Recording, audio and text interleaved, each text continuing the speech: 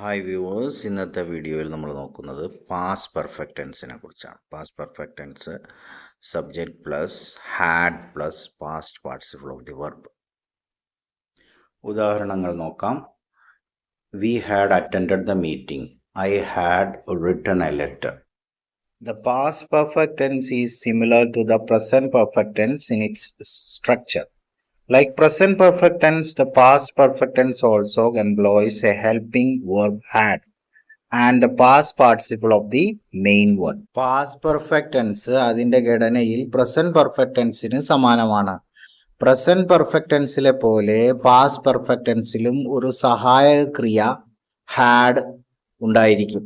പ്രധാന ക്രിയയുടെ past പാർട്ടിസിപ്പിളും present perfect ടെൻസിലെ പോലെ തന്നെ ഉപയോഗിക്കുന്നു. For example, we had attended the interview. I had attended the interview. He had attended the interview. She had attended the meeting. You had attended the meeting. The only difference is that the past perfect tense uses the same helping verb had irrespective of the first, second or third pronoun being used as the subject. ശ്രദ്ധിക്കുക, subject singular ആയാലും plural ആയാലും സഹായക ക്രിയയായ ഹാഡിന് മാറ്റമില്ല. ഈ കാര്യങ്ങൾ ഓർത്തു വെച്ചാൽ ആർക്കും ഈ നിയമം അനുസരിച്ച് വാചകങ്ങൾ ഉണ്ടാക്കാവുന്നതാണ്.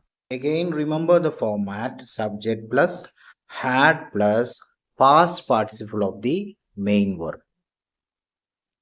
നിരവധി വാചകങ്ങൾ ഇതേ ഫോർമാറ്റ് വെച്ച് എഴുതി നോക്കുക, പറഞ്ഞു നോക്കുക. Thank you for watching. Have A nice day. ഇതുവരെ സബ്സ്ക്രൈബ് ചെയ്യാത്തവരെല്ലാവരും സബ്സ്ക്രൈബ് ചെയ്യുക. വീഡിയോ ഇഷ്ടപ്പെട്ടാൽ ലൈക്ക് ആൻഡ് ഷെയർ ചെയ്യാൻ മറക്കരുത്. Thank you for watching again.